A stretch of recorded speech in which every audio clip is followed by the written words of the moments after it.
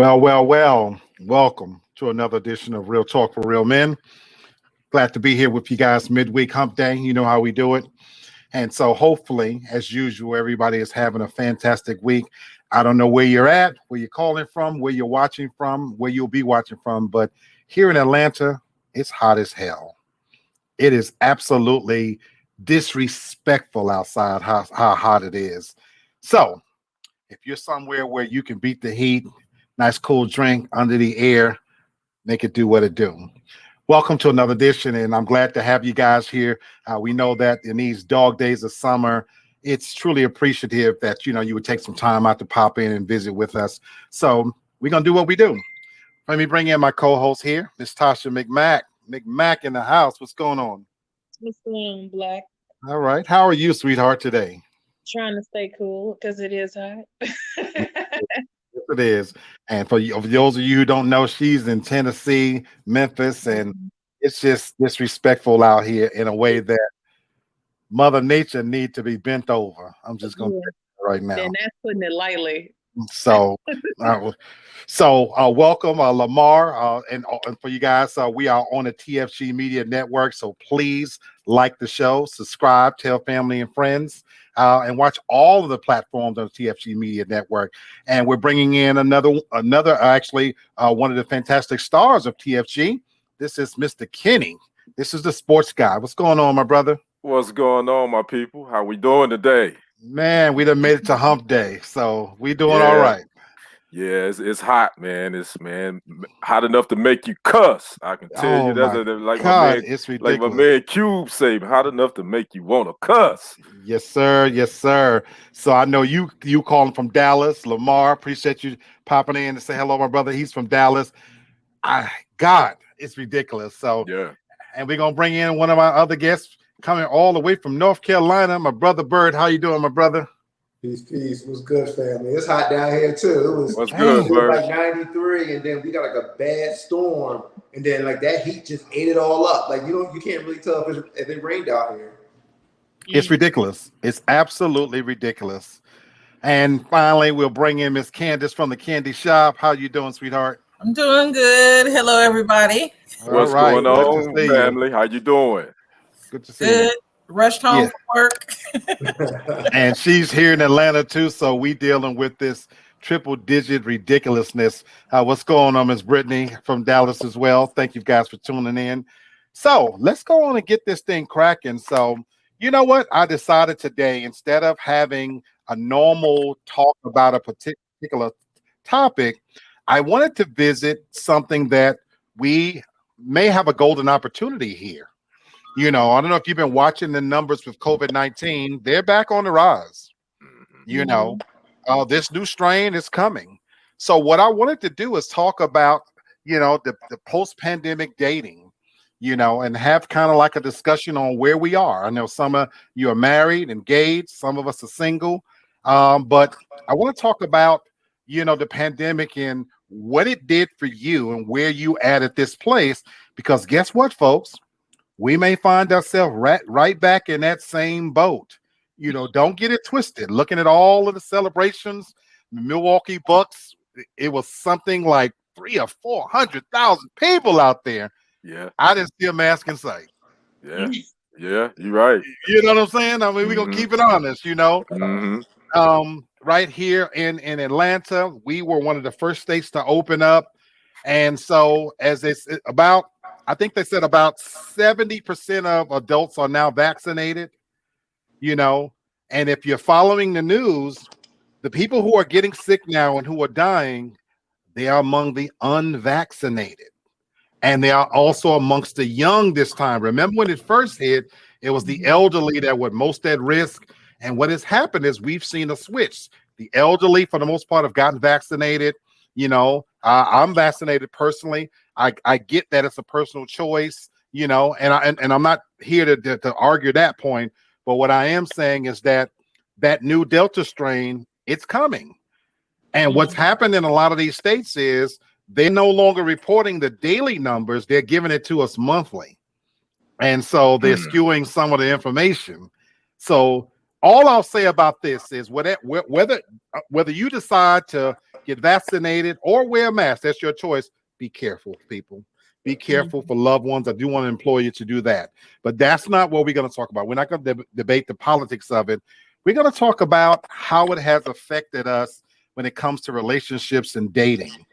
So I want to kind of go around the room and, what I want to ask is that for you, did things change after the pandemic when it comes to your relationship, whether you're married, engaged, or single? How has it affected you from the time that we've come out of the pandemic? For the better, for the worse, about the same? So anybody can go, or you know me, I don't mind going first. Whatever's cool with you guys. Anybody? I'll go first. I'll go first. I'll lead this off. So pre-pandemic, I was one of those that was willy-nilly, taking a lot of chances and gambles. I didn't think we could ever see a time where the world would come to a standstill. And then, of course, our worlds got turned upside down. And I'll say this for me when it comes to the dating scene. I had made a conscious decision to be abstinent, for my own health and safety, getting older, just better practices. But I tell you this, when the pandemic hit, you know what I learned? Whether I really liked myself. Because it's one thing I always coveted my solitude, and people who knew me, I always talked about the best part of my day was coming home, turning the key in the door, and nobody was there. Well, it's one thing to say that when you can make that choice, but all of a sudden the choice was taken away from us, and now I really did have to be there no matter what, and for a quick minute, the highways were cleared, it was quiet, it was peaceful. I really found out just how much I like myself, at that moment, because now all those things you put off, you have to, Tasha's laughing at me, because you have to really find ways now to like, damn, I'm really by myself. And now the choice was taken away from me. So how did it affect me relationship wise was I was already abstinent. And now I was even more cautious because the pandemic highlighted hygiene, which is something is real I'm big on. And then let's transition to now. Once the reins were lifted and everything, I'm going to talk about something a little later called intentional dating, because that's where I'm at. Intentional dating. That's my short story. Anybody else? I would say with me being single as well, Black, pre-pandemic, I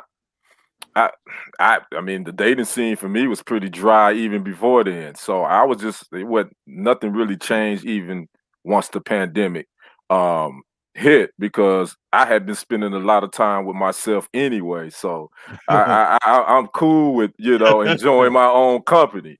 So and just to, fast forward to where we are now, I think it's I think you have to be cautious. I think you have to probably do more so maybe the social media route, where you kind of doing more social media and meeting people that way. But eventually you do want to get out, but you do want to be careful too. So I don't think being single, I think a lot of single people aren't taking as many chances when it comes to dating now as they were before the pandemic. And absolutely.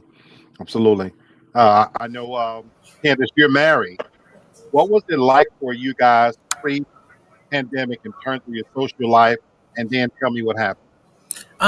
Pre-pandemic, we were not as good as we are now. Pre-pandemic, yeah, I was out more.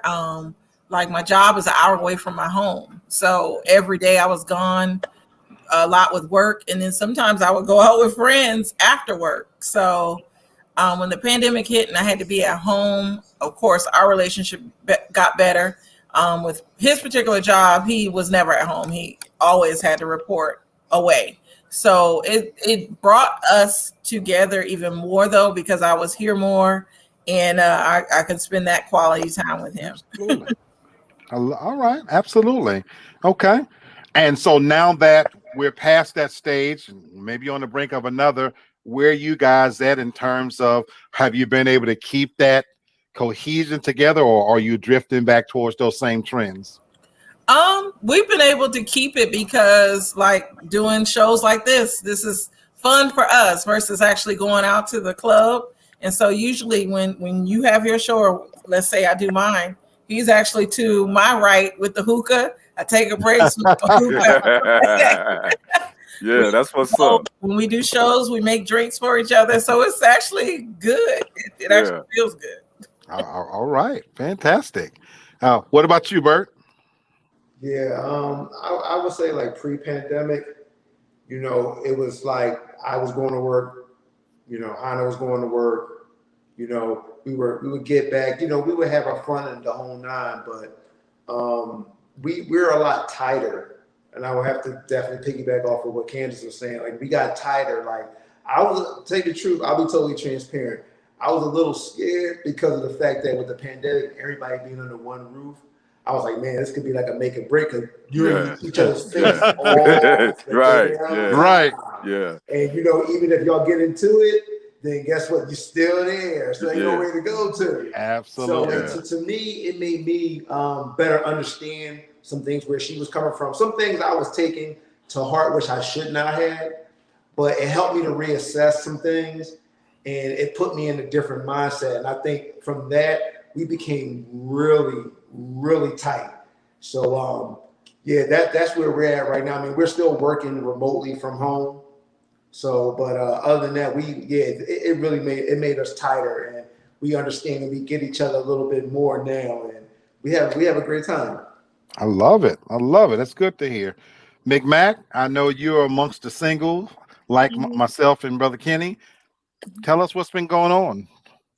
No changes for me. When the pandemic first started, I was, unlike a lot of people, I was happy. I could work from home. I don't have to leave my house except for one day a week.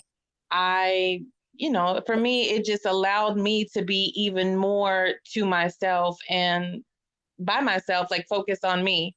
So I'm not, even now, like towards the end of it, where some people feel like they got to get out. I don't feel compelled that I have to get out. I don't want to socialize.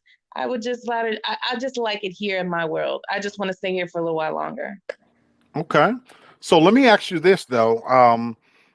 Where you're at in your world and everything, are you any further away from a dating scenario or closer? No, that's the furthest thing from my mind. That's the last thing I'm thinking about is entering into a relationship with anybody. That's the last thing in my mind. Okay. For you, it's purposeful. Yeah, it's purposeful. Yeah, I just don't feel like doing that. I don't feel like going through the whole thing. I don't feel like putting forth that effort. I'm sorry. I just want to be by myself right now and just only focus on me. That's it. I'm selfish right now. I got you. Bert. Yeah, I have a question for you guys, for the single folks. As far as with the pandemic, does that make you a little leery as far as reaching out for somebody because you're not too sure? Like I'm not being discriminatory as far as who got vaccinated, who hasn't. Right. But does that make you a little leery being out there or possibly meeting up with somebody? For me, yes. Okay. I can say for me, absolutely. I think about my routine kind of like Candace, going to work every day from an office. I had a routine where on Fridays I would stop at a sports bar. It was just part of my routine, hanging out, kicking it or whatever. And when the pandemic hit again, I already have a kind of an OCD thing when it comes to hygiene. It kicked into overdrive. And when you talked about your fear, Bert, my fear then was I don't want anybody in my apartment. You know what I'm saying? It's crazy because it went from worried about catching an STD to I was more afraid of COVID. I was absolutely more afraid of COVID, because my thing was I could control my own little world, I felt like. I live here alone. I could spray everything down, clean everything down. But if somebody came over, and I had a few instances where somebody came in, let's say if there was in my apartment complex, they shut the office down, but they still would send somebody in to spray or something like that. I found myself like Red Fox. Immediately when the person was going out, I'm spraying and wiping stuff down because the thought was that one visit, it could wash away everything, all the good that I did. And so it made me terrified in a lot of ways that I definitely didn't want a woman up in here, not the kind of women I deal with anyway. So,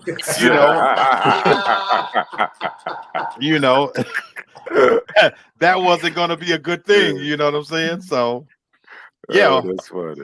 What about you, Kenny and Tasha? For me, I'll be honest with you, it didn't really make me leery. I just was being precautious. I mean, and I still do. I make sure I wear my mask wherever I'm at. When I think it's going to be a crowd, obviously I take it off, but I have my mask with me everywhere I go and I wear it. And I just think being eventually you get tired of sitting in the four walls. I'll be honest with you. I think I'm a funny dude, but man, dang it, I get tired of laughing at my own one-liners. So eventually you do. I have slowly kind of started getting back out there a little bit, going to certain spots, to see just to see to hang out. But I'm still precautious though. I know this thing ain't went nowhere. But I'm still precautious. Absolutely.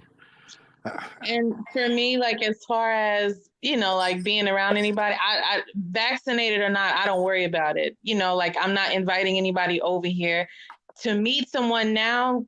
People are so heavily reliant on social media, and I know we'll talk about that, but I don't participate in it. So for me, it doesn't matter. If I'm not going to meet someone organically, I'm just not going to meet them. It's all right. So they're not going to be in here. So, but I wear my mask and everything, but for me, I don't plan on being vaccinated. It's just a personal decision. So, but I do wear my mask. So, and I'm super isolated. I'm always by myself. So. Gotcha. Good question. Great question, actually, Bert. Let me read some numbers to you guys really quickly. It talks about many people realistically are out of practice. According to a survey, 35% of people didn't date or meet a new partner at all over the past year. 35%.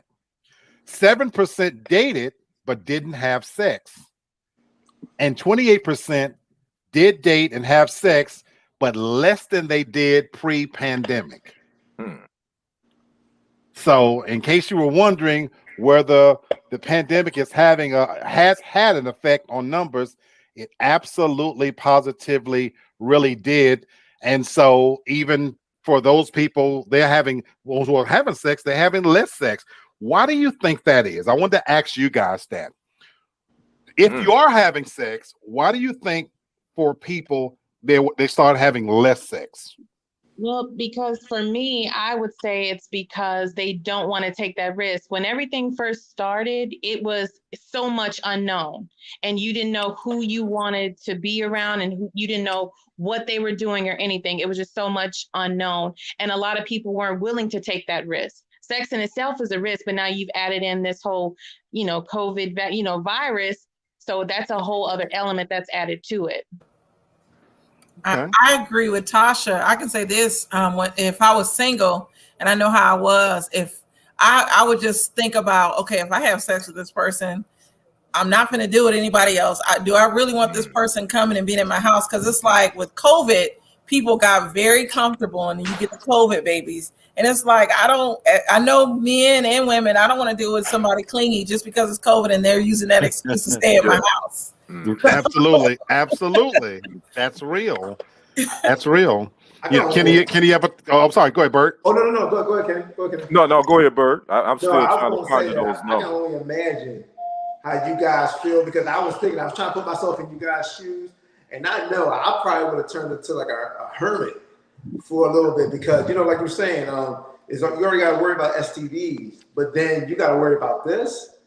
That's a whole nother arena. That's a whole nother ball game. It is. So, man, I commend you guys, because that's a lot. Take truth, that's a lot of pressure. It really is, and it is, and I think those that were having sex, they were having it with one partner. it wasn't, you know, I don't think you was have a lot of people having multiple partners during this time. I think they found that one, regardless, you know, whatever it is. If I'm gonna get it in, I'm getting it in with this one person. So that Absolutely. way, I know if something happens or I catch something, you know, for COVID or whatever, then I know I can trace it to this person. So Absolutely. And I want to bring up I want to touch on something you said, Candace, where you said if you were out single and somebody being with somebody just because they needed a place to stay. So that's the other reason why I want to have this conversation. As hot as it is right now, I have a saying: winter is a coming. Winter is a coming. By the time you snap your fingers, that temperature is going to turn at some point. Ironically, I believe right where this new strain is going to hit its apex. If you're following and watching the numbers, so I wonder out loud, to your point, Candace, how many people all of a sudden are going to couple up? You know, you all have normal cuffing season, but all of a sudden now I want to settle in and sit around with that one person and be locked in because now there's another strain coming back around. And so that's the other reason why I kind of want to bring this out to the forefront. You know, for some of you, you don't have to worry about that. You know, for me, this is full disclosure. I'm, you know, telling them a little bit of my situation here. I'll be moving to a new place here in about a month. It's going to be probably the baddest joint I've ever lived in. You know, I'm getting back in the game. Okay. I fully plan on getting back in the game. I'm keeping it honest. But I'm scared because I know the timing of it is going to position me right in the heart of Midtown, downtown. In case you don't know about Atlanta, Candace's face know what I'm talking about. I'm going to be in a situation where all of a sudden now, when you tell somebody you stay in Buckhead, Candace, what does that say? You're rich, and let me get with you. They're gonna be like, you know. Can I holler? Can I holler? Right. Those doors are really, yeah, absolutely. You know, when I was looking at this place, I was with my real estate agent, and she jokingly said to me, she said, you can't be abstinent no more. You know, she's like, you know, when somebody said, well, where do you stay? And you say, you know, I stay in the Bryant and Buckhead. You know, it's kind of on, and we were joking about it, but in a real way, you know, I've already started to see it happen at this job. And so it's to your point, Bert, it's very stressful because that's where I want to talk about intentional dating, you know, because I've asked the question, what do you think intentional dating is? What when you hear that term, what does that mean to any of you? Intentional dating. I think it means I think women use that more than men, but what I think it is I like that. It's dating, not just to be dating, it's dating to move this to something exclusive. That's what I think intentional dating means. Okay. It's purposeful. It is with the intention of either getting married or having a long-term relationship. You know, you used to say label it monogamous, but that's not the case. Just a long-term relationship with someone. You're not casually hooking up. This is someone that, you know, you are sharing intimate time, intimate details with, and that you enjoy being around. This is a serious romantic relationship. Okay. All good thoughts. Jenny from the blog calling from Memphis, she said dating with benefits. Jenny think it's dating with benefits. Okay. I think it's dating with a purpose, like they all said. And like, if a woman here was to meet you knowing where you live, they would date you with the purpose of getting with you long term. Oh, so that's a scary. See, Yeah, so for exactly. that's a scary thought because then I would question her motives. I'm I'm just being honest. Look No, at where we're at though. We're in the home, the land of the Dr. Curve women bodies. Like they're getting these bodies to get men with money. They can say all day they want to feel good and all this other bullshit. Excuse my language. But they're looking to bag them somebody with bags. I'm gonna just say that now. You make a good point, which is why I want to read a part of it. But I want to share something Jenny said as well. She said she has a friend who stayed with a less desirable woman due to COVID, just so that he wouldn't be alone. Yes, Jenny, it happens. It really happened. But that has always happened during cuffing season anyway. I think COVID exacerbated that, because again, the streets were bare. You couldn't go anywhere, So yeah, sweetheart, I definitely think that happens, Now talking about attention. Sure. I wanted to add on to that because that isolation that people were feeling and didn't realize how long that first shutdown, the first quarantine occurred, it really messed with a lot of people psychologically. If you're not used to being by yourself, or, like Kenny said earlier, he got tired of laughing at his own jokes. That isolation is very real. And even then, that's something that you have to take into consideration is how people spent their first quarantine. That's the question that you have to ask now. What did you do? Ooh, that's a good question. I want to explore that. I want to explore that before I get into something. Go ahead, Albert. Yeah, I was just thinking that because that's, like when everybody was talking about, you just being with somebody just to be with them, like it's like you're compromising yourself. But that's like a form of like a mental illness or not having confidence in yourself. Then you're gonna just go ahead and be with somebody just to be with, so you won't be alone. Right. That's right. Wow. Yeah. Wow. That and also the whole thing where people found themselves asking, as far as when they were dating online and things, they were asking, would you want to be with me if it were not for COVID? Oh, wow. And that's a reality that I know we're going to come to it. Yeah. No, you're headed right to the intentional dating. Come on, Candace, please. I definitely agree with that. But on the other side of the coin, is that why these toys like the Rose was popular? Because with the Rose, I don't have to deal with nobody. I can deal with me all day. Hey, Candace, I'm with you, sweetheart. On Brenton Haynes' show, I told the fellas, I'm buying me a doll. He told him he's a robot. Not joking. And I was not. He wasn't playing. Tasha can bounce. Tasha, how long has it been since we talked about these artificial intelligent women? What did I tell you? First of all, how long it was when I told you I'm getting one? Oh my gosh. When they were first talking about making like the first like robots, he said he's getting him one. He said he does not care when anybody say he's gonna have her propped up in the living room, but he's I am deadly serious. I have these already. I've researched it. I swear I put this on the soles of my two brothers. I'm just waiting on the price to come down. Like when something first come out, it's expensive. But when I figure if it get down to about $2,500, I'm buying me one. Man, you crazy. Yeah. You're gonna be on your Westworld, right? Hey, Candace said she can spend the time with her Rose and be with herself. It's a safe way to play, and I'm not saying that's going to eliminate women altogether, but I feel it's on the verge. You on the verge if you doing that, brother. It's on the verge. If they from what I've read and looked at, if they make it like I think they're gonna make it, I might be marching them down the aisle. No, I'm just kidding. I'm just kidding. I really am kidding. What's going on, sis? How you doing? I'm good, y'all. But I want to get back a little serious on this because Tasha, you brought up a good point about how you spent time alone. How did you cope with that time being by yourself? What did you do? Oh my gosh, what didn't I do? Had a lot of sex with myself. No, I'm just kidding. I read a lot. I watched a lot of TV. But for the most part, I really just like focused on me.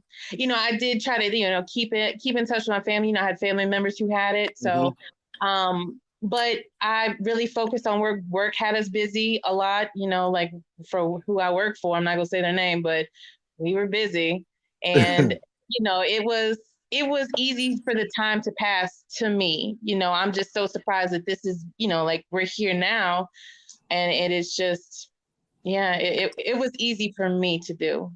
But I'm Okay. not a people person, so I don't have to rely on the other people to entertain myself. So, and I had already committed at the beginning of the year to focus on myself.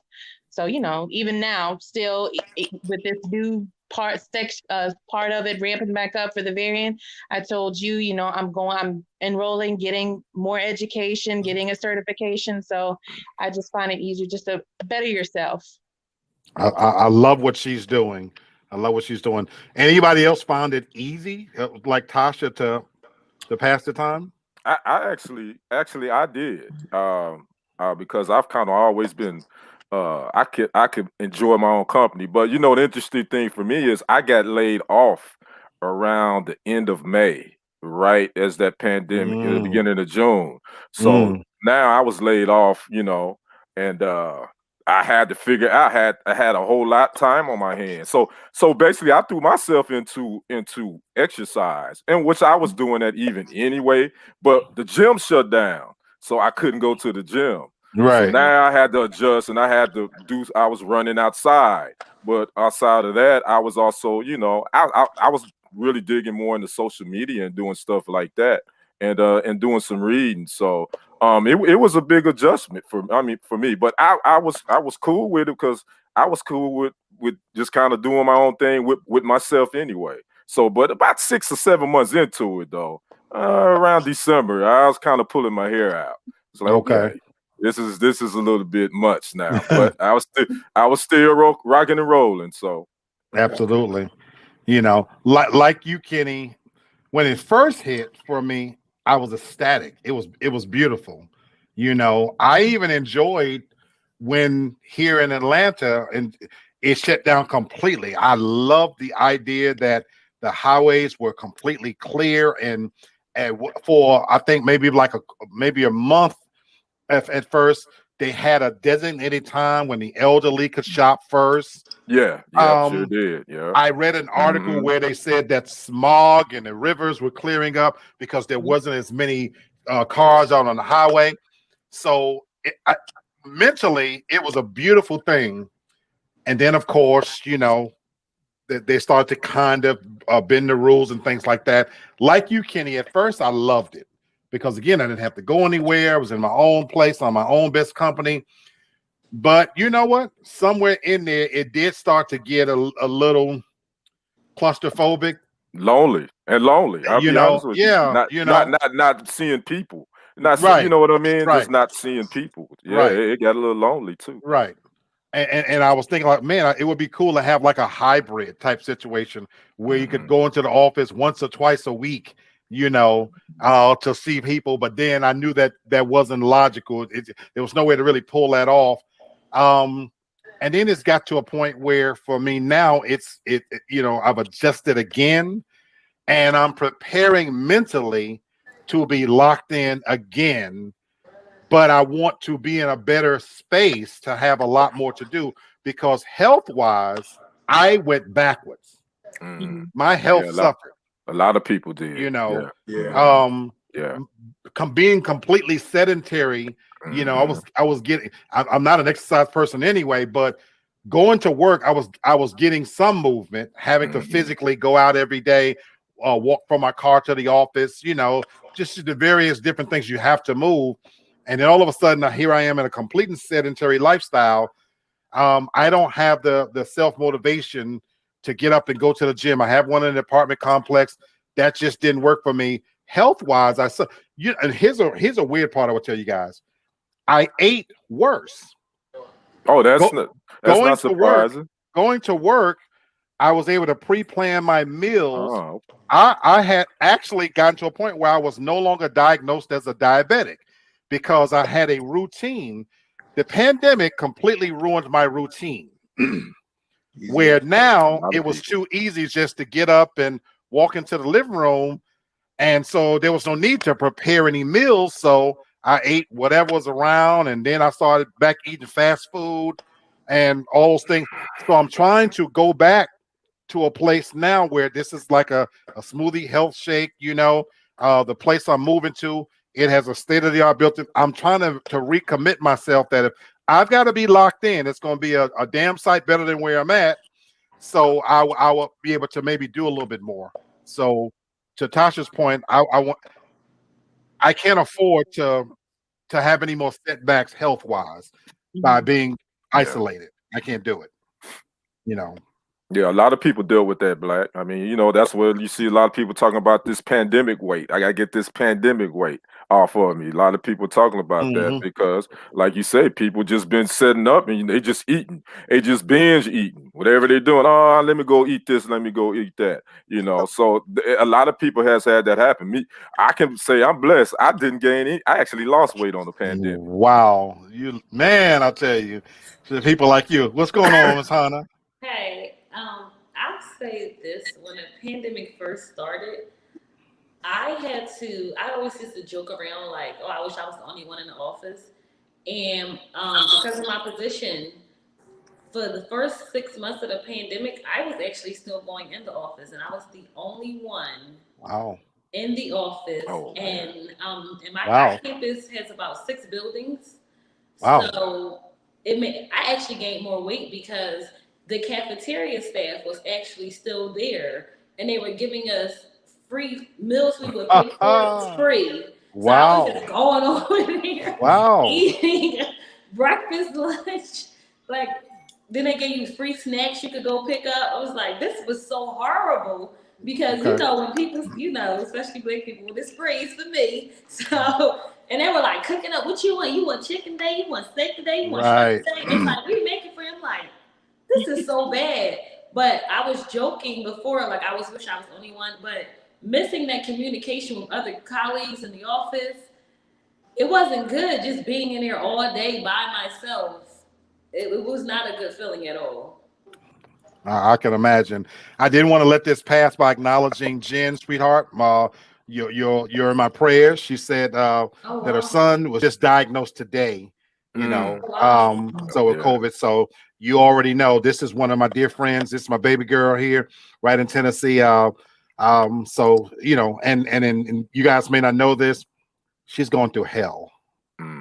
She is going through absolute hell. And so, sweetheart, you and your son will be in my prayers for sure. For real. Hope everything works out. That's right. No doubt. Absolutely there.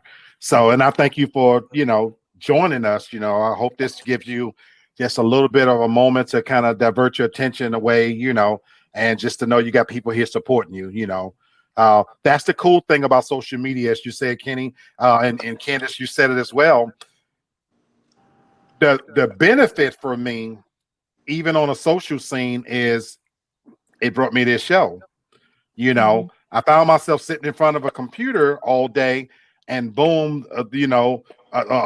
Real Talk was reborn. I had done this, 10 years ago. So, and all of a sudden it was reborn.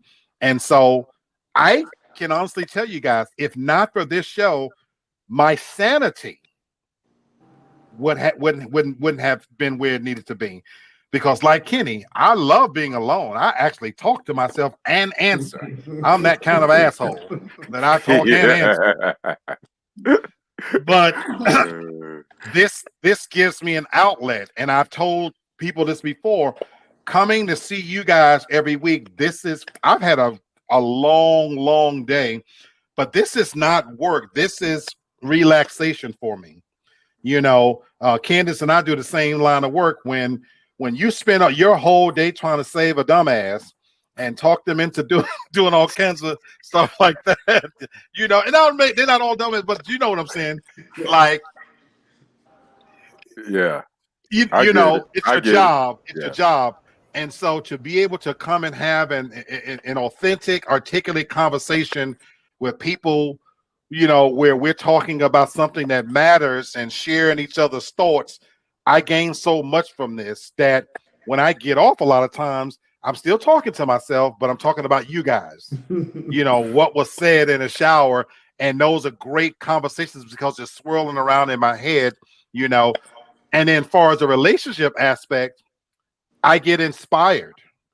Social media meeting you guys has inspired me because to hear Candace talk about how it made her marriage a lot closer, to visually see Hannah and y'all sitting closer together, y'all that couple that comedian once said, well, damn, y'all actually like each other. You know what I'm saying? You know, right. It's so cool, but it gives me something that I know that that's what I'm looking for. You know, so I appreciate you guys on so many different levels. You know, what's going on, sis? Man, I'm chilling. You know, share. You know, so sis, you come in to the conversation. For you, how has the pandemic affected your marriage? Good, bad, or indifferent? I mean, it's okay, same way. Because like he gonna listen to what I say anyway. You know what, Sherry? Knew something was coming. Sherry, you off the chain. but you know I gotta peel those layers back. So here's what I'm gonna ask you. Even if that's the case, even if he don't listen and do what you say, once you guys were pretty much trapped in together where you couldn't go out, what did you see far as changes in your relationship? Because I'm going to bring something to the light when I know about your relationship. So once you guys were there and you can't go out, how did it affect your relationship with Tony? He got on my nerves. That's all I know. I wish he was going out somewhere. Okay. Her daughter says, shaking her head, mommy. You know. So, do you mind if I put you on the spot a little bit? Yeah, Freddie, you know I don't care what nobody knows. Okay. No. And I'm not revealing anything about a marriage per se. I would never do that. But I want to highlight something that the pandemic that I noticed even with your relationship, because you pretty much already boss Tony. You're the boss, as you say, and everything. But you know that you and I had a conversation when I came to visit that a lot of your personal frustrations, I felt you were taking out on him. Yeah. So that was my that was about to ask you. That was my assessment. You know, speak to that. Do you agree, disagree? Because she and I had a deep conversation when I came to visit a few months ago. I agree, but I could tell you one thing. From having this pandemic, I realized that me and him don't get along like I thought we did. We got along because I'm a type of person, I have to have my space. And you know what I'm saying? And so us being all crowded together, and he always there in my face, like, do something with that. Like, he can't get on my nerves. Like, I ain't gonna listen, I ain't gonna even lie, you know? And I don't know, you know me, I'm usually a going outside type of person. You know what I'm saying? And I like to, you know, I like company. Like I was listening to Kenny and I heard you say, and you know, my daughter is like that. She enjoy her own company. I like talking to other people. Like I be feeling crazy and shit if I gotta be talking to myself. I'm not know. And that's why I would, with my sis, I gotta pull it out of her, as you see. But Sherry's on the other end of the spectrum. Sherry's extremely sociable. She's always been this way. She has a shitload of friends that come and go. So for her to have to sit still, when I came to visit, she was taking her frustrations out on her husband because she had to sit still. But unlike you, Candace, where it drew you guys closer, she's telling you out of her own mouth, there was kind of a different effect. You know. Well, go ahead, Candace. I'll be just a little transparent. So prior to the pandemic, me and my husband went through something not good. It's something couples don't wish to go through. And it was at a time when I was pregnant with our last child. And so I was very hurt in the situation and didn't know where we were going to go from there. I'm pregnant and then the pandemic is hitting. I have to be at home. So I had to literally face the issues that were coming at home. And so of course, I went through postpartum depression. I was able to talk to somebody and then we we're able to talk to each other. We actually don't argue as much as we used to pre-pandemic. And so it's helped us really truly see each other and just know each other. I'll just say that. I love that. I love that. I love that. That's dope. And those, yeah, that's the positive stories you want to hear. Let me transition again to intentional dating. We kind of took a little detour. So it talks about how with intentional dating, singles are taking the time to reflect on their dating lives, leading them to slow down, really think about who they are looking for, and put a stop to bad dating habits and become more intentional about dating. There's a lot to unwrap there. There's a lot to unwrap there, you know, because the first part of it, I like that it says it's causing you to reflect on your dating lives. I'll stop there for a second. You know, I hope for people that may be facing this again, because what's the definition of insanity? On this show for a year and a half, we've talked to people and I just can't find a good man. I just can't find a good woman. You know, why does this guy keep doing me this way and this and that? You know, when we had our all male shows, we can really see the stuff, the stuff kind of come to the surface. But you know what? I hope that it slowed people down to say, well, let me take a snapshot of my own dating life, the kinds of people I dated. Why did I date them? What was I looking for?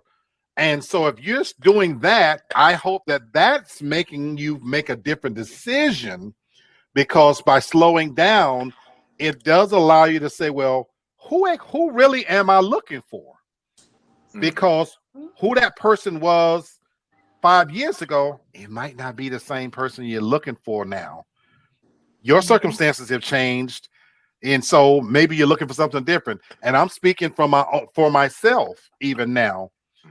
When I said to you guys that I'm getting ready to get back out there, I don't mean it in the sense that, oh shit, hide your daughters. You know, I'm going to be loose. I wouldn't go back to that life for nothing in the world. Yeah. In fact, I discovered I could live without it. Pre-pandemic, I would have never in a million years thought I could go without sex at this level and wouldn't be thinking about it. And a funny thing happened on the way to the forum, as the saying goes. I discovered that not only did I not miss it, by slowing down and looking back, I shook my head like, wow, you know, I was really doing this and doing that. So I'm not going back to that. So for me, it is going to be very, very intentional of looking for something very, very different, you know. And so I posted something on social media a couple of days ago.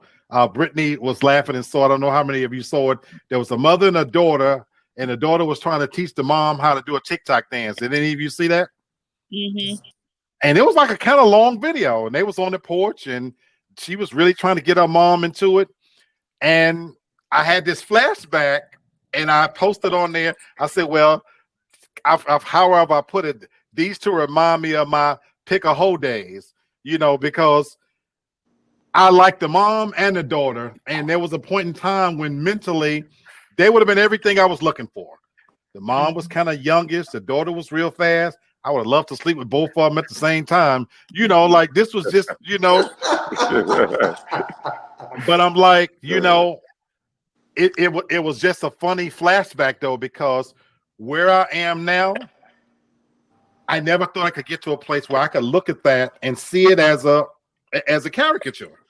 It's funny, but that there's no part of that I want. There's absolutely no part of that I want. Like even physically, I told Tasha this. What I'm looking for is just not the same anymore.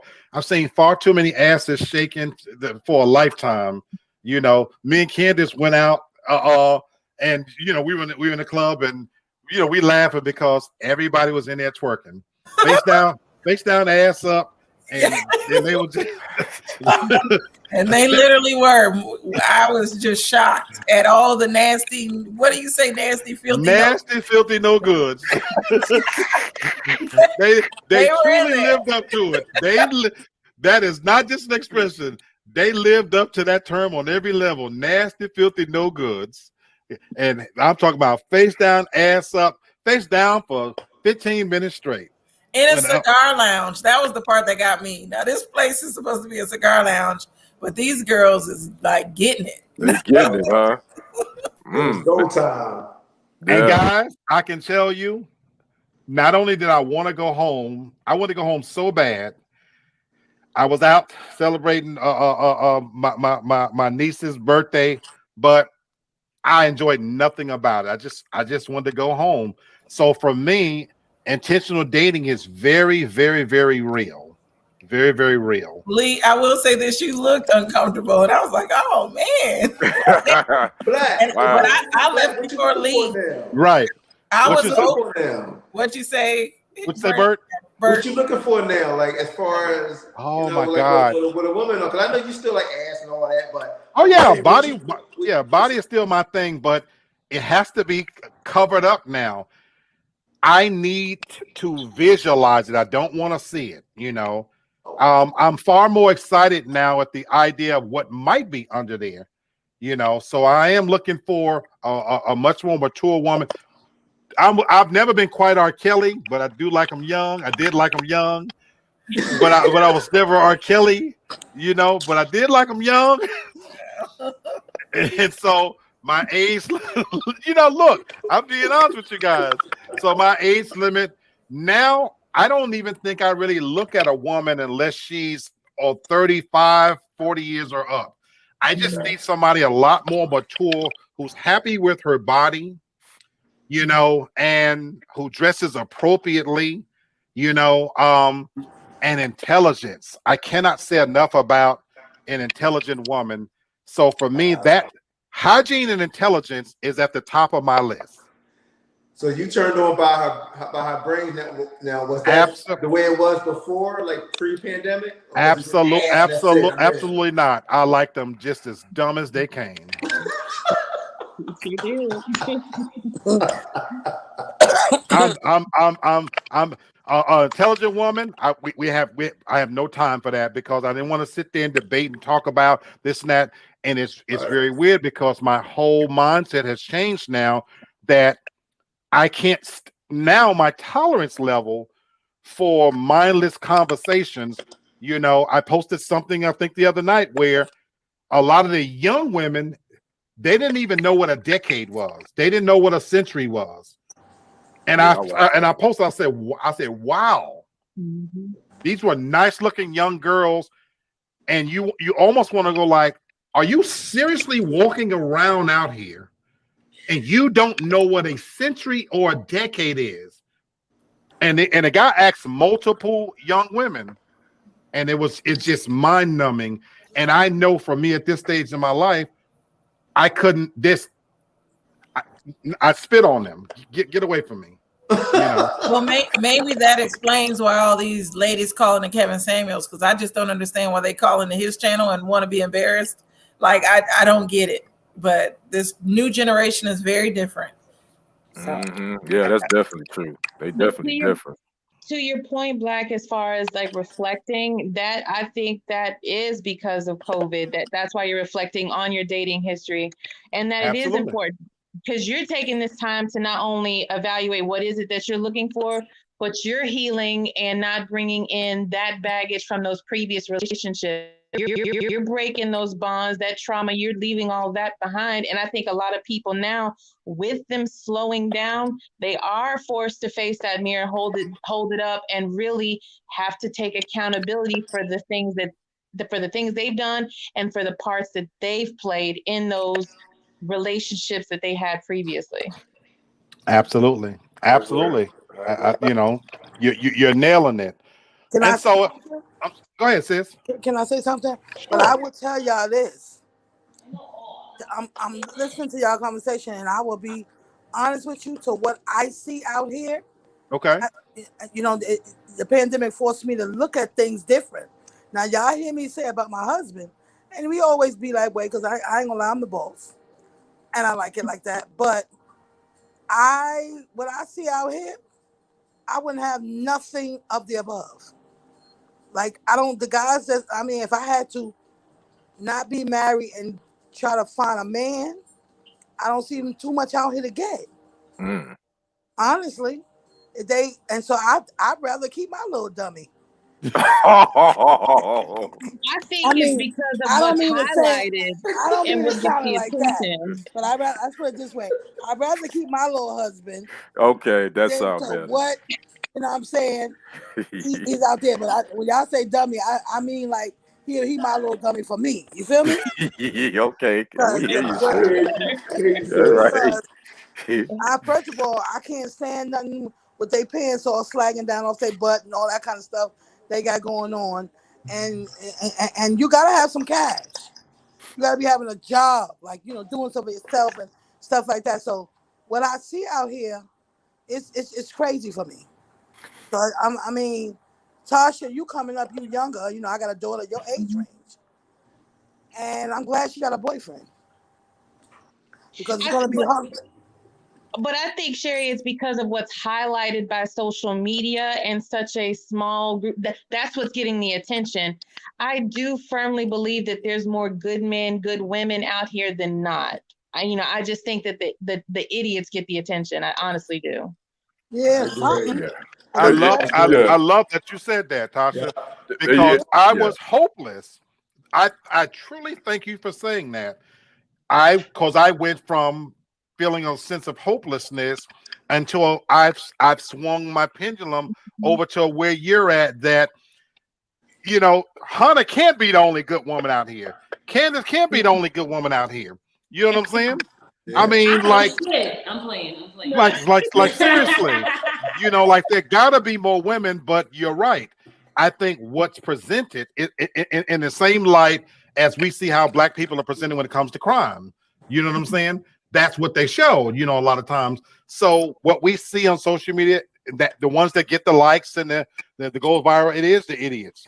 With that said, I want to talk about seven. Please, go ahead. I feel like nowadays it seems like some of the men are starting to be how women used to be, and I'm not meaning in a negative way. Like, some men are trying to still be gentlemen, and women get wrapped up in the social media like that. They can't be ladies anymore, so they can't accept the gentleman is actually out here. They think that everyone's the same. Well, I'll say this on that, Hannah. I've been saying this expression for a year. It's you know, James Brown says it's a man's world. It's not anymore. It's a woman's world. It's your world. But I've been saying this saying, be careful what you ask for. And so we right now in the midst of another hot girl summer, where they're showing way too much for me. Now, for me, you know, and like I just said, shaking the ass is way too much for me. And Sherry says you got to have money. It's all about the hustle and the grind and the getting the money and this and that. That's what it is. But I think in their haste to have all of these things so quickly, to your point, Hannah, there are a lot of good men that are taking a time out. There are a lot of good men out there that are saying, you know what, for right now, I'm going to back out of the scene. Not every brother out here is gay. Not every brother out here is a wife beater. Many of us have jobs, have our own place. It might not be as nice as yours, but guess what? There are some decent guys out there. But the same way Sherry says, when she look at the landscape and what she sees she don't like, there's a lot of men that don't like what they see either. So I think there's a lot more of us that we're waiting for that pendulum to swing back from the hot girl summer, you know, to where we can get back to talking to each other in a real way, treating each other in a real way, because of, like you said, chivalry, opening doors and stuff like that is not appreciated. Y'all got some? Go ahead, please. I heard it was a thought boy summer this summer. A thought boy summer. I hadn't heard that. I really hadn't heard that. I ain't heard that. I ain't heard that A one. thought boy. I missed that memo. I mean, I've been seeing it on social media. When I Really? on Instagram, they posting more flicks than women. Yep. So I don't take that away. So you got to educate us on this one. We missed that one. It's similar to Hot Girl, but the Thought Boys is out and they got their things and everything out with their sweatpants. Oh, so they Wait a minute. So Oh, you really? telling me? Oh, really? So Oh, you really? telling me it's Negroes out here wearing sweatpants in the summertime? Yes. Now, hold Gym on now. shorts and no I wear, drawers, or the I wear white sweats. beaters and stuff. Hold Yeah. on, hold on now. I got on sweatpants right now. Oh, you I'm in the a- house though? I'm a fat man. No, I go out with it. I'm a fat Oh. man, and my Well, there you fat go. ass. They don't need to be having on Hey. no shorts. Don't nobody want to see my thighs kicking together. Black thought No, you already. talking about, There we you go. know, the Black gray Black sweatpants. already thought. You know. Black, we gonna have to slut you out. You keep it So- up. and, Like that. and he get ready to move the buckhead too, boy. Let me tell y'all. Yeah, Let me he tell y'all really this. ready to be I stopped. don't be caring how I look when I go. I be trying to get my errands on. That's the crazy part. I'm telling you. Don't get me wrong. I don't go. My face is washed and clean, and my teeth are brushed.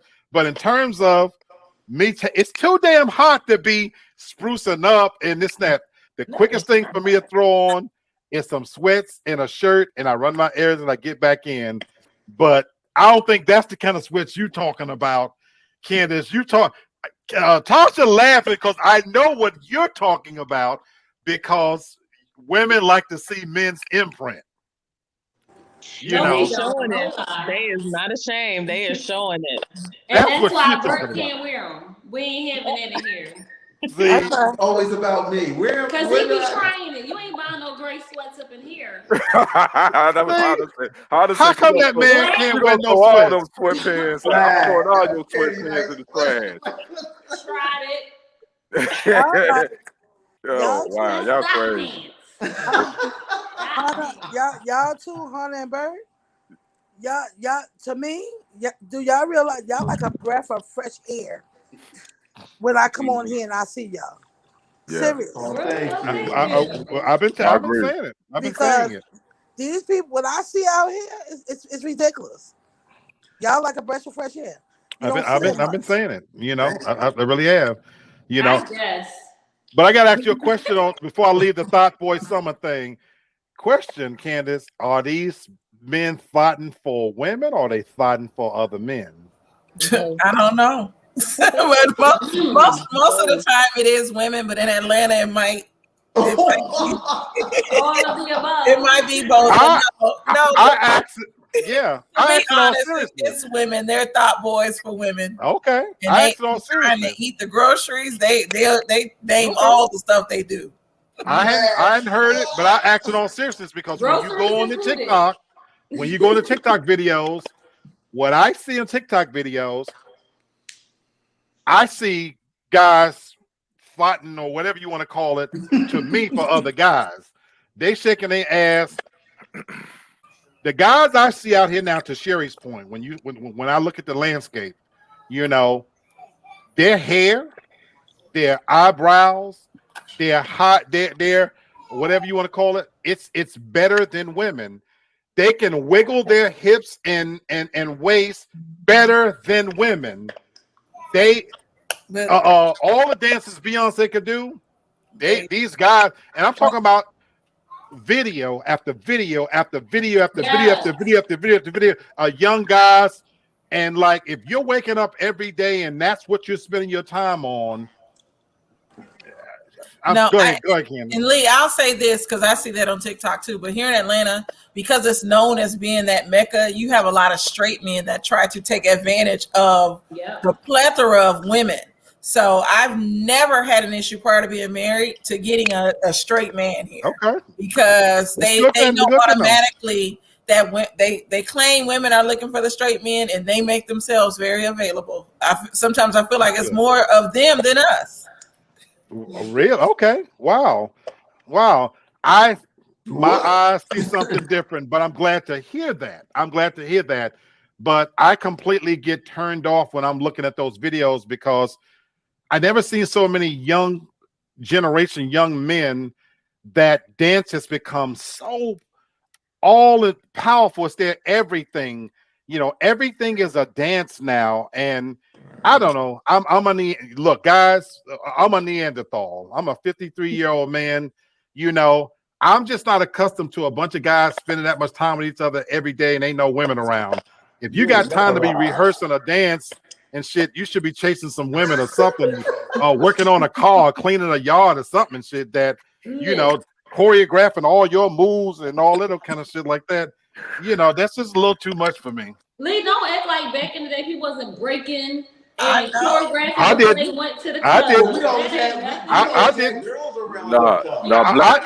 Black was We was break Black was dancing. We had girls around. Black was breaking backs. He wasn't break dance. He was breaking backs. I never got that crazy. I never got that crazy.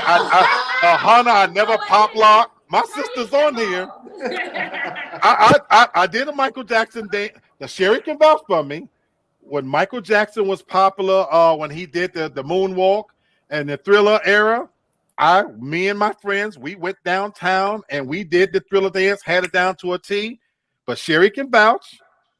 We did it to make some money, and guess what? So that we could hunt young hoes. Yeah. My entire waking existence, Sherry can tell you, me, Michael, Toy, my little group, we met up from the moment our eyes opened. It was all about hunting young hoes.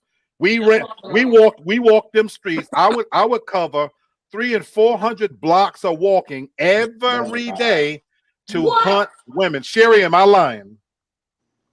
If you saw me passing on 145th Street, we was hunting girls. You was hoeing? I'll say this: this newer generation, especially because of Kevin Samuels, they feel like they are above the average woman, and so they want to act like they have standards now, even though behind all that they will get with anything. Wow. But, out in the open, they try to act like, oh no, I'm working to be a high value man. I don't deal with this type of woman, and I blame Kevin Samuels for that mindset, because men, I know I'm going off on a tangent, but some men have become even more aggressive, especially towards Black women because of this.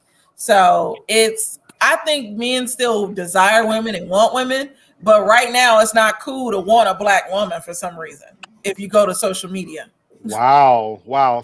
See, you're enlightening us, because I don't use it like that.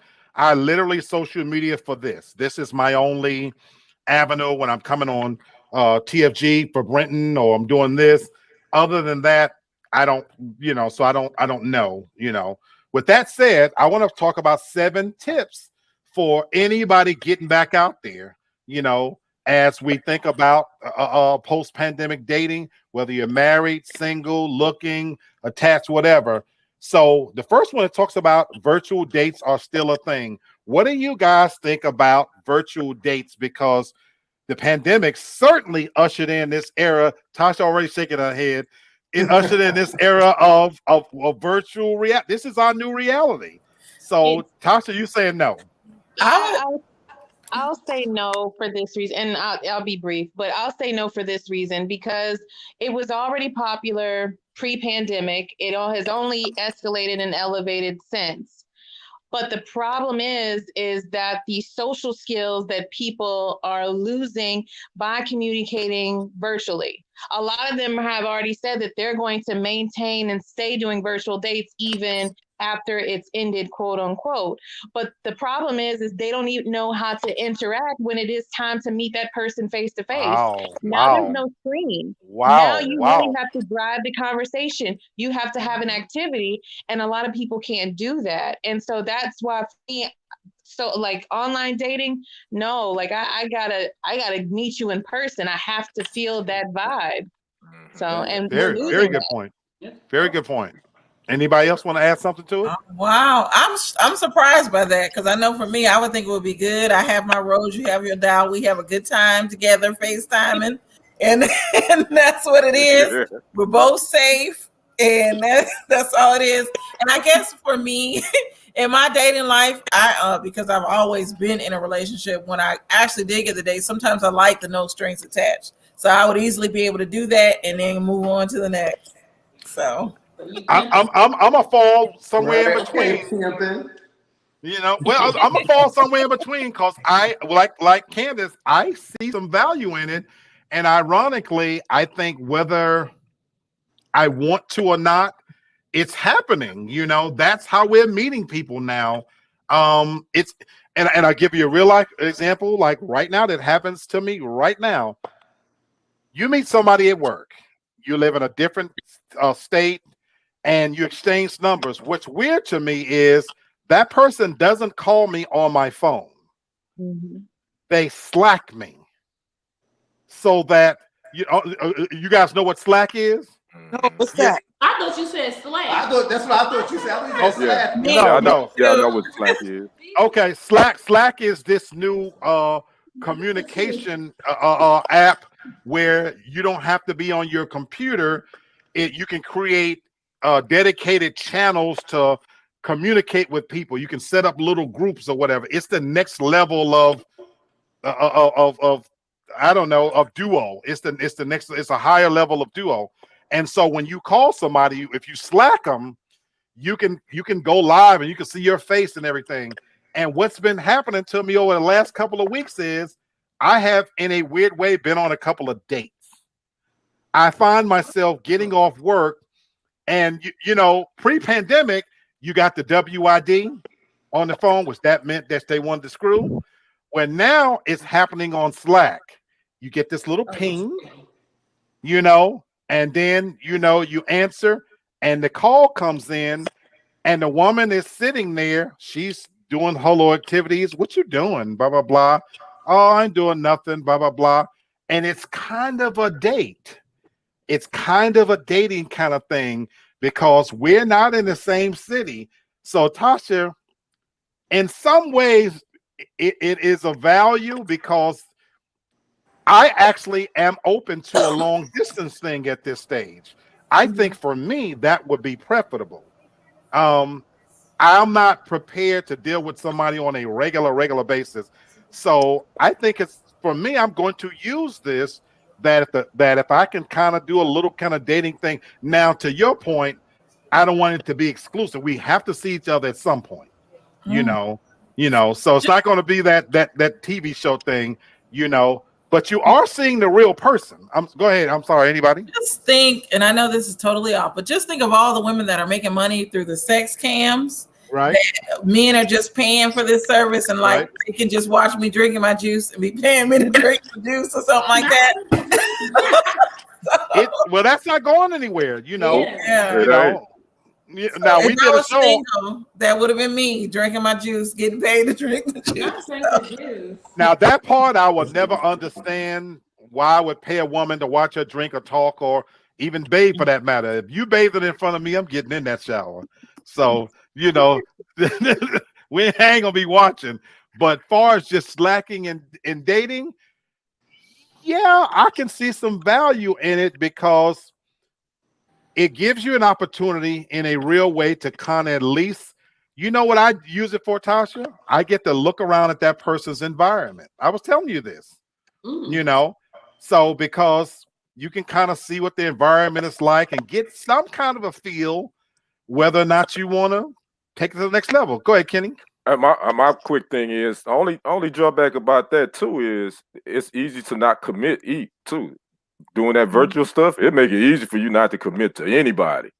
It's just, that's the downside to it for me because, a lot of times people play that virtual stuff. Then when it comes time to meet, they don't have time. So I don't know. I guess it has some good points, but that's all I'm saying. I can see some bad points too. Really. Yeah, absolutely. It's still just about, like getting to know a person. It's just like if you're talking to them on the phone, it's just getting to know that person. But, I guess for you, wanting to look in their background, see what's going on. Someone, they can put up a fake background and you don't know what you're looking at, No. somewhere In front of a wall and not moving around necessarily. I'm not talking about that. You literally do have virtual background, as you know, but I'm talking about, I'm seeing this person, like I said, where she is putting together she has this little side business kind of thing, and we're talking. And then I have another one. She literally gave me a full tour of her entire place, like walking through. So again, you get to see the real aspect of how she's living, what a kitchen looks like, what a bath. Oh, look at this and blah, blah, blah. Now, again, if it moves beyond that, I would certainly want to meet, but it is just another avenue. To me, it's like anything else. It's a tool that you can use it to your benefit. you know. Now, and I guess what the parts I can like about it is the old way of dating. We talk about talking on the phone. I only have one real good long conversation in me for you. I don't mind that first real long conversation. What has always got me in trouble is I'm a very good conversationalist, and now the woman think that we gonna talk like that every damn night. See, that first conversation, Kenny, you know what I'm talking about. That's That me. first- Yeah. You gonna get a good hour and a half, probably. Great. Hour Yeah. and a half. Yeah. Yes. Yeah, but Well, after, yeah, but we ain't doing that all the time. I mean, after about 10, 15 minutes, it's like, okay, good, okay. Yeah, I'm like, I'm Those out. are the good old days where you could The just rest of phone this bone just like all the conversation is time, just be on the phone, just because you want to just be on the phone with that person. Yeah, I no, would, like, but Tasha, I would already have to be in love with Yeah, you, yeah. really speak like on with phone. you. Oh, love. And Jay. then the ones that that's the I talk, beginning of it. yeah, then the ones I talk to, women, y'all like to talk. So I'm just sitting there most of the time saying, okay, you what? Really? I'm Me just too. listening because I That's can't get a real. word in edgewise. They That's doing all the real. doggone talking. See, y'all don't realize the first conversation is that great discovery. He's right, about an hour and a half. So what you do? So you learn their family. But what happens is now they lock that number in. They think that every time at 8 o'clock now I can call and we're gonna be talking till 10 o'clock. Ain't that much more to talk about, baby? We done covered all that shit in the first conversation. That's what So, I'm talking Spreader, about. you can add different topics. You choose not to. No, baby. Yes, No. no. Okay, well, if No. that's the case, let's say you do this on Slack and you do this virtually. What's the difference of just having these virtual dates? Then what's the difference? That's If you don't want to talk to me on the phone, what's the difference? Now you're just staring at me, and now we just looking at each other, not saying nothing. no, that's not true. That's No, virtual sex you Yeah, I would feel like this was I'm doing a Zoom call. Like, what's the difference between this and a Zoom call? No. So y'all are not getting creative enough. Let's say if I start liking this chick, my thing is now.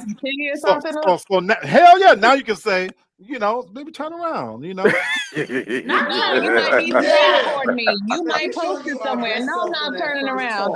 You might stay recorded. It is what it is. It is what it is. Sorry, Lee, to be completely honest, I'm finna get paid to turn around. So I ain't mad at you.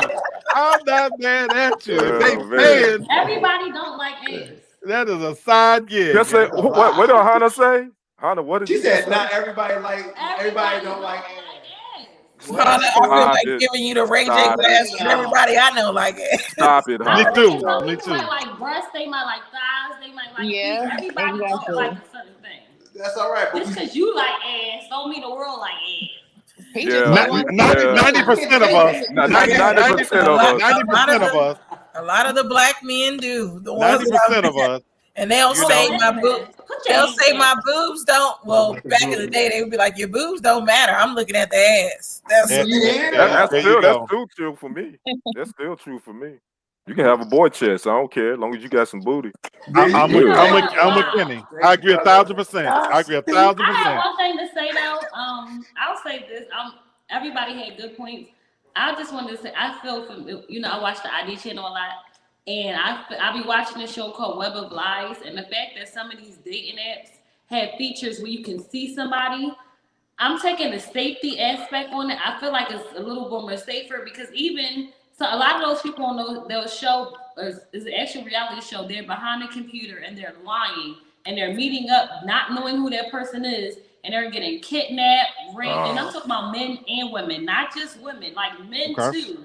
Or being thinking as women and as men sitting up to rob them. At least like if you want to meet up, I already saw you on the camera. That's not you. I'm out. You will already have a sense of awareness because you know who you're looking for. That makes I'm sense. thinking like sometimes it's a better safety aspect to it if you want to date online. Yeah. Good point, Hannah. Mhm. That's a real good point. I just know that the pandemic ushered in a world of virtual meetings and it's not going away. It is how we communicate with each other now. Now, again, as we highlight, there's pros and there's cons to using it.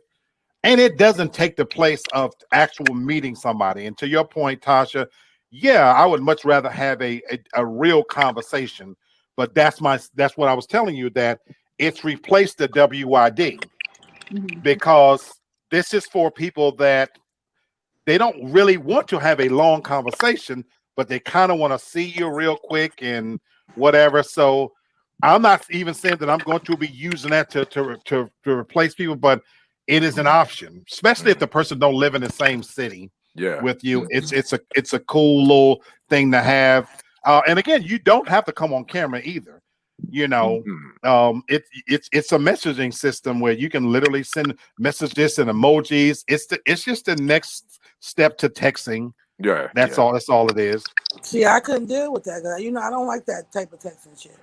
That short letter shit. You text me WID, I'm gonna tell you none of your business.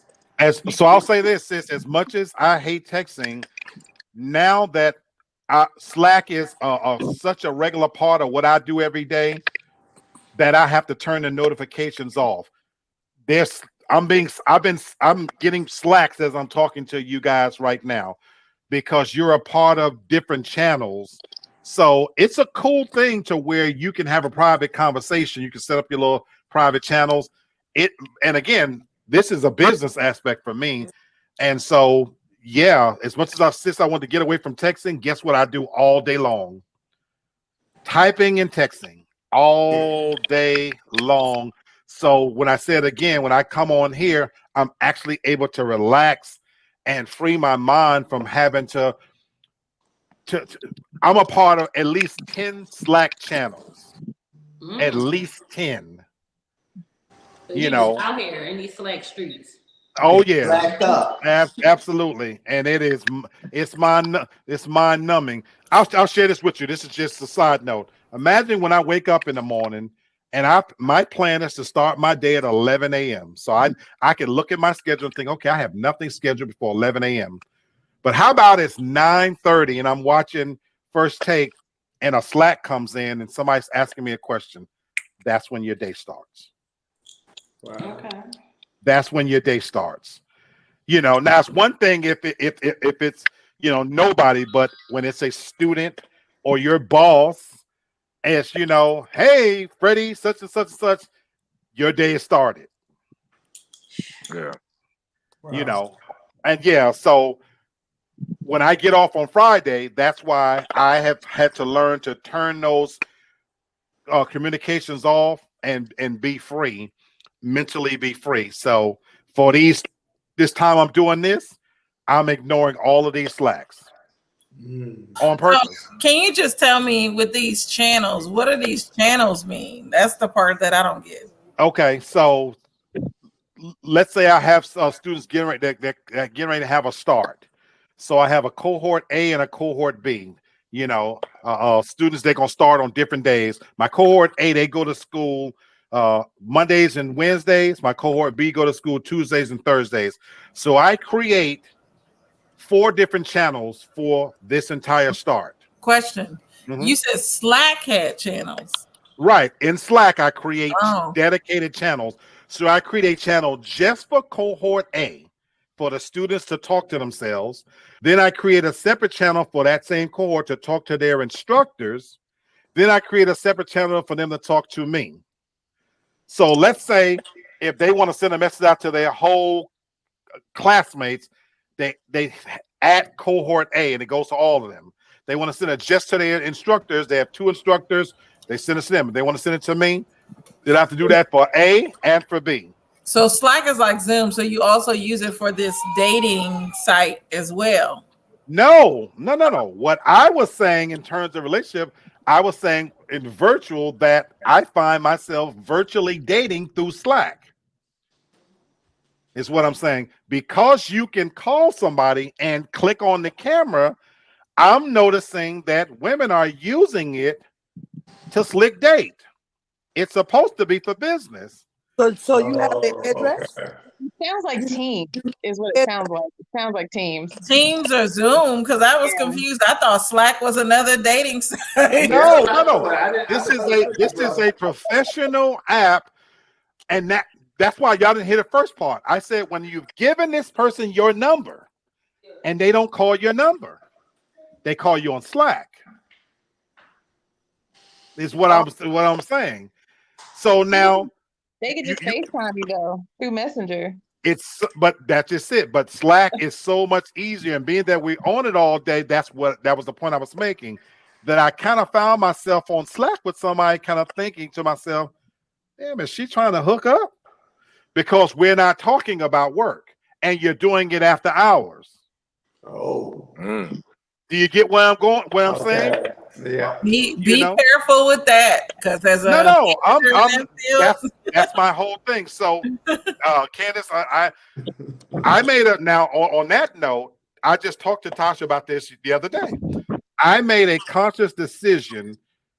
I went through an HR nightmare at AIU. I shouldn't have said the name, but I went through a nightmare, and I made a conscious decision. I only want my workplace to know me from work. I ended up telling them when they said, "Well, tell us something interesting about yourself." I said, "Well, I have a talk show," and it slipped out. And they was, "Oh, give me the link." I never gave them the link. I don't want them to know anything about me other than that work. So that's why when the young ladies was like, "Oh, this and that," and we kind of talking about work, and then it kind of went to, she slacked me personally. Like, imagine in the middle of your day, you're doing work, and all of a sudden, ping, ping, you answer the Slack, and then you think it's about work, and they start talking about something personal, and so you just kind of like, okay, yeah, yeah. So so you when you come into Dallas, blah blah blah, like oh, me and my friends, we were talking about coming here, blah blah blah. This just happened last night. Tasha know this, So I'm like, but I'm trying to keep it professional because we are on a professional thing. Right. But now when work is over, WID comes on Slack, even though you have my number. Yeah. So my thing is, I'm looking at Slack like, okay. And then, so like, what are you doing? I said, well, just watching TV. Next thing I know, a call comes in on Slack. No. I hope you didn't answer it. Be careful. Yes, I answered it. I answered it.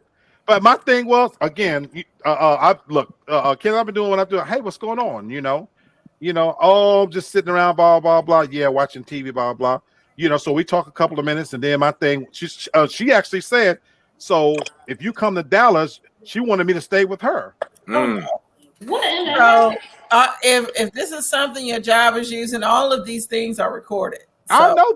I know this. Yeah, I would have been like, yeah, hit me up on my number. So that was the thing, Right? But aside from that, like I said, she don't do nothing for me. I don't even get that drunk. I don't get drunk enough anymore to do nothing with her. She didn't even see you in your gray sweatpants yet either. Hey. And that's but that's the thing. I see where this is going. Yeah. You know what I'm saying? And so, like today, for example, when she slacked me, I ignored it, and I would answer like an hour or two later, and just kind of say, "Oh, I was locked into my calls or whatever." Blah blah blah blah blah. But because again, I was telling Tasha, I don't want to send the wrong signal. Yeah, I wouldn't answer her at all unless it pertains to work. Well, again, yeah, I want to keep it cordial at work, and we do exam nights and blah blah blah, and so yeah, I want to keep it friendly, but I don't want to. No, we're not doing none of that. And this is my last question about it. Does she not have your own personal number? I gave her my number for that reason. That look, if you want to talk about some personal stuff, because how I am giving her my number when I was telling about apartments. She said, "Well, what kind of apartments you looking for?" Blah blah blah blah blah. So I was like, "Well, look, hit me up on my number because I didn't want to talk about it, on the Slack medium." So that's what my thing was. Hit me up. You know what I'm saying? And I kept thinking that's the end of it. But she keeps slacking me, and that's why I said I was like, well, damn, is she trying to hook up? Well, if you stop answering Slack, she gonna text the number. She have not yet. But I'm saying you just completely ignore it. Women don't like to be ignored. I was gonna say wait long enough. Women don't like to be ignored. So if you stop answering the Slack, she gonna hit you up in your number like, "Are we okay? You all right?" Well, we see each other on Slack every day. Well, I'm saying the personal Slack. If you stop answering the personal Slack, she gonna text that number. Well, I hope she doesn't, but Oh shit. That you do. You know. Don't front me. no. She has It's real nothing talk. I want. She has nothing I want. Oh. Absolutely I mean, nothing. she might not have no I don't reason, care. but you don't know. I don't even get that drunk enough for her to even give me head. So she has nothing I want. Nothing. You might, Yikes. she might have Yikes. sunshine. You don't know. She has You nothing might I have a good want. conversation, could cook a good meal, articulate. You still, She's- education. She seems like actually seems like a nice. Actually, she's like a nice person, to be honest with you. In terms of as people go, but she have qualities that. How do we get to be talking about my dating life on this? But she have qualities that turn me off as well. Like she thinks she's way prettier than she really is. Oh. She's one of these people that Ain't nothing wrong with she confidence. constantly brag. There's a fine line between confidence and arrogance. Arrogance turns me off. Okay. You don't keep telling me how beautiful you are. Yeah, my dad told me that they don't make women like me no more. Well, go date your dad. And if you was that sexy, You know what, Lee? your dad is probably I don't. That really turns me off because I was telling Tasha this last night. You're taking away the chase of it, the whole chase for me, the dating part. Let me tell you, hey, you got some really pretty eyes or something. Don't tell me how beautiful your damn eyes are.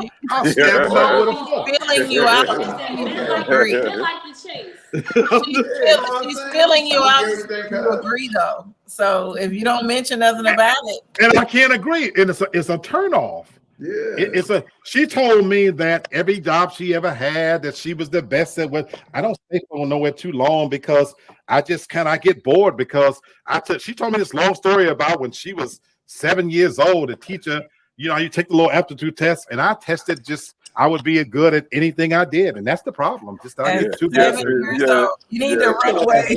And that just, so here I am like. Block her.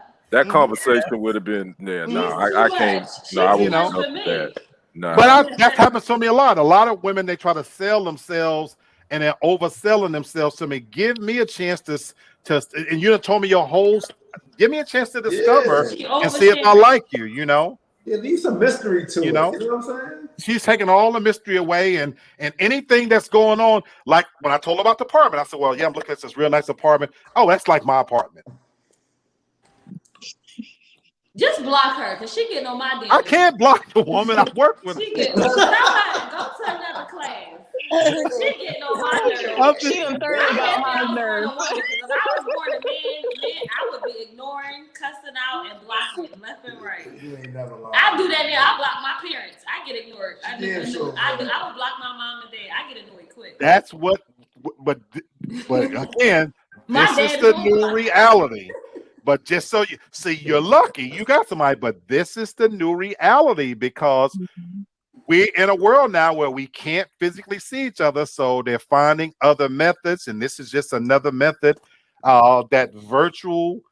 And I could have read all 7 of the tips it talked about. It talks about go ahead, being vulnerable on your first date. I'm just going to share this with you guys real quick. We're not going to cover them, but I should know it's talking about find a way to talk about your values, be upfront with your date and slow down, keep the work talk to a minimum, be curious about your date, go ahead and be vulnerable on your first date, and then follow up. These are the tips that they're handing out. These are the tips that they're handing out post-pandemic because it's trying to insinuate that people need to follow these new rules. Some of them I agree with. Some I see some value in, but no, I'm not ready to be vulnerable with nobody on no first date via no virtual meeting. Right. I'm not about to do that. Yeah, it's not a therapy session. It's not That's supposed a turn to be. off. Kind of thing. And you could talk your way out of some. Well, I don't want to cuss. You can talk your way out of what? Some pussy, all crying and stuff. That's what women say. They say we good at talking ourselves out of the all the way out of it. It's true. It's true.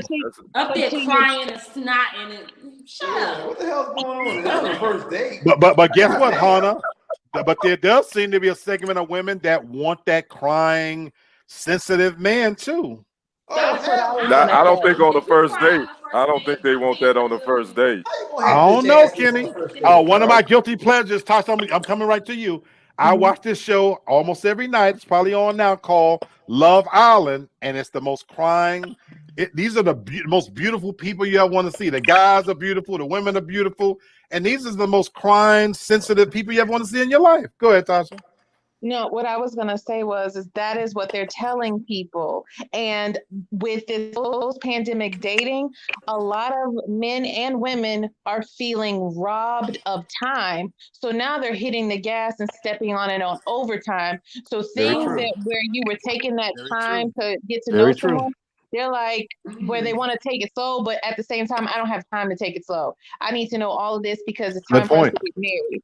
Good And point. I think just like the other, outcomes of what happened during the other, historical time events, like after World War II and things like that, we're going to see a haste in marriages, a lot of marriages, an increase in marriages. I think we're going to see a lot more pregnancies. And I think that we may even see, to some degree, a lot more shortened marriages because people are throwing themselves into this because they agree. feel like they need to get this time back. Well, everybody's thinking that they're going to die. Is that the reason why? Because I mean, like, damn. That No, is one seriously, aspect because of it. if you're rushing You're into making a good doing point. these things, that means that you think that you have an expiration date quickly. Well, think about it, Bert. The pandemic forced a lot of people to look at their own mortality. True. You know, but hey, Black. But remember, like it was. I'm not saying that, but the majority was the seniors who were passing. Right.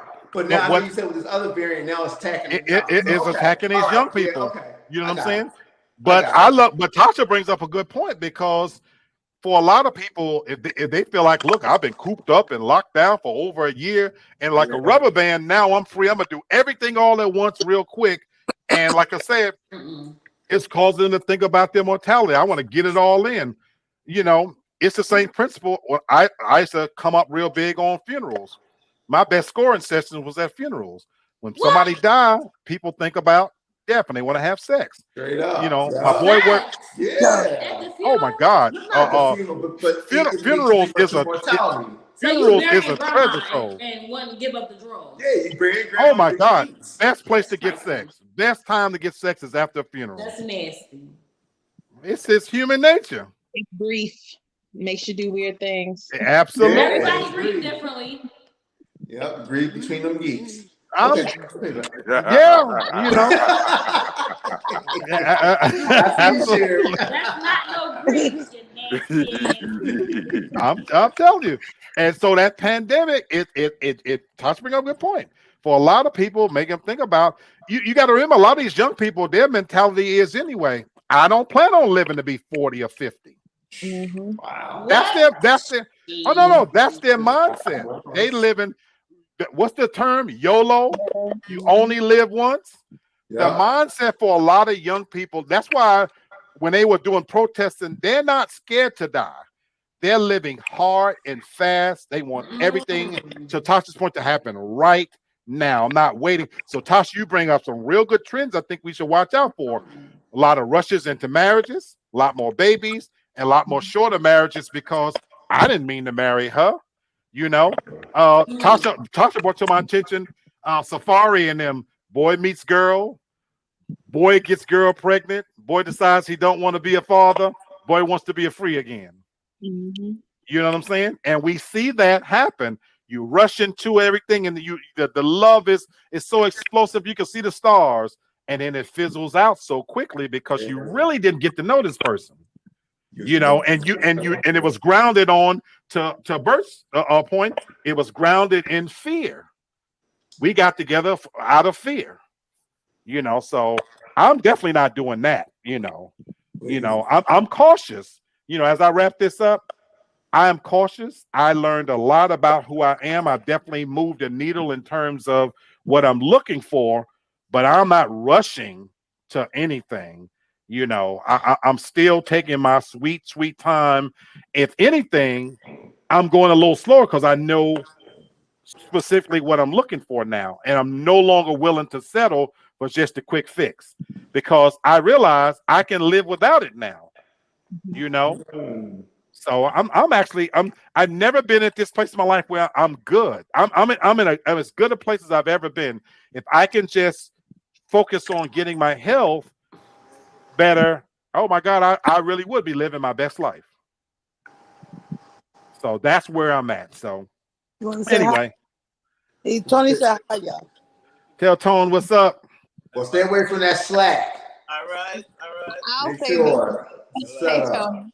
I'll say this, Black, too. You know, I'm still going to take this time, this extra time for whatever it is. You know, if we are facing another quarantine, I'm going to take the time to really continue to pour into myself to become the best version of myself, because I can't do anything for anyone if I still have a lot of things to work on. So I know, you know, we're not always going to be 100% perfect, but I want to be damn near close to it before I involve anybody else with me. So. I like it. I like it. I like it. That's what's up. Yeah. I'll give you guys, you know, your last thoughts as we go around. For you, what's your plan as we plan for a possibility, like you said, of another quarantine? Where are you at? I plan on getting divorced, sending him down to Jamaica. Going, but no, I'm You just know joking. what, Sherry? I'm just joking. I'm joking. You know what? Give me your phone, Sherry. Sherry. Just shut your phone down right now. Oh man. Tony done hung in there through thick and thin. He ain't going nowhere. Yeah, Tony And you ain't going nowhere. Tony And said, you ain't "The hell going I- nowhere. The hell you are gonna send me back to Daddy Jamaica?" in here Tony said tomorrow. he ain't going nowhere. Nah, I'm gonna boot you out. You better shut up. She ain't going nowhere, y'all. She ain't going nowhere. Nowhere. That Dewey Pot. Y'all understand? There you go. Do y'all understand him? We didn't hear. He said that Dewey Pot. Okay. There you go. There you go. Whatever that means. Y'all understood. So death do you part. Oh, okay. That's what. Okay, gotcha. There you That's go. what's You up. ain't going nowhere, girl. And you ain't going nowhere. You like this? You ever seen a man that you like to be beat on, don't you? Oh wow, boy, this You know what? conversation took Yeah, a hard we left. gonna go on. We gonna go on to the next person. We done took a In hard my left. opinion, Go ahead, Hannah. this might come off wrong. I can't do another pandemic. I love my family, but sometimes I want my space for my family. I can't do virtual school. My kids here all day, every day. Like my son, he's going to 9th grade. I want him to experience the high school years. I'm scared he's going to try to be hoeing around, and he felt like he's 5'8" at 14. To him, it's the big thing. So, but I just want those experiences, and I got you. I don't think I can survive another pandemic. Like I like being able to get out the house. I like even to be able to go in the office and be able to have that flexibility to come home. Like just being stricken, and I think more so me as a child, I was always in my room or in church. Okay. So I really didn't have freedom as a child. So now I'm an adult. I can't be restricted. Okay. So I don't think I can. I'm gonna cut my hair off again because I cut my hair last time. I went bald. So I'm going bald again. I'm gonna look like you and Kitty up here. If if another day I go pandemic, I can't take it. I understand. I hope it doesn't happen, sweetheart. But Lord, I'm prepared. What you say, Candace? Well, for me, I plan to get my tubes tied because I'm in my sexual prime, and since the pandemic, we've been going crazy. And my doctor was like, "You need to do because you'll have another baby. You just had a baby." So I plan on doing that. This is really real talk. Go ahead. Yeah. I also plan on working on my brand, the Candy Shop. So I just got my LLC for it. I hope to grow. Lee, I shared you on my IG page as well. Yeah, I saw that. That was dope. I hope to grow as content creators. It's not, the Black community on YouTube is not as big as you would think it is. And so we have to support each other. Absolutely. I wish only good things for our channels. Hannah has Chef Hannah, I have the Candy Shop, and Lee has Real Talk for Real Men. And Kenny has the sports channel, TFG Sports I don't know Media. what Yeah, TLG Sports Media. Yeah. at Sports Media. So please support these Black channels. We need more Black content creators on YouTube. And Absolutely. That's my thoughts. Absolutely. Brother Kenny, what you say? And then Bert. This post, well, I think you're right. I think we probably are going to get ready to be locked down again. I would say that I'm just going to approach it like I approach everything else, man. You just adapt and you just keep it moving and you deal with it. Now, as far as the dating part of it, ain't pretty much there's nothing gonna change with that either. I mean, you just have to be a little bit more creative, I guess. Like you were talking about the virtual dating and other things. If you want to date, just be a little bit more creative and don't be afraid. I think don't be afraid. Be safe, but don't be afraid to take a chance. Because I'll be honest with you, I don't think none of us was built to live in this world alone. Everybody wants companionship, so just take a chance. I understand we work on ourselves and want to be 100%. I get that, but it sucks if you do all that work and you ain't got nobody to share it with. So I like that. That's just my point. So. Eventually, on down the road. No, yeah. I ain't throwing no shade at you, Tosh. I'm just saying in general, because I know a lot of people during the pandemic, they did this whole internal individual. I'm gonna work on myself, and that's great. Believe me, and me too. But I mean, once you do all that, man, find somebody you can share it with. Absolutely. What you say, Bert? All right. Listen, I'll say it's not good for man or woman to be alone. But at the end of the day, if you are alone for the time being, just be smart about it. Just like what Brother Kenny said, just be safe. You know what I'm saying? And just do your due diligence and just work on you during this time. I know it's rough. I know a lot of times, with the solitude and everything like that, and your mind can play tricks on you. But at the end of the day, just be better than, just be better than yesterday, be better than today, and just try to just live your life, and just try to get through this the best way you can, and just enjoy it. If you are in a relationship, you're married, you're planning on being married, just try to enjoy the person you're with. Just practice patience. We all not perfect, but we need to understand each other and see where we're coming from and keep that communication line open. Can I say one thing? I'm going to add it to mine. Sure. I'll be damned if I don't have my wedding because of the lockdown. I didn't work too damn hard for this. So we are not at home. I promise you, I hope it doesn't happen. But if you following, Biden is on the brink of. They lost too much money to shut down again, though, in my opinion. Here's the reality: they may not have a choice. Right. Yeah. Right. They may, I don't know if you. I'm being as serious as a heart attack now.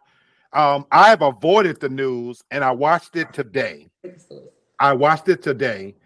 And because it came across my phone that Biden was going to make a special announcement, and then on CNN they had this lady talking about what's going on in New Orleans and stuff, and it spiked, and you even had Jenny right here on the show talking about spikes right there in Tennessee.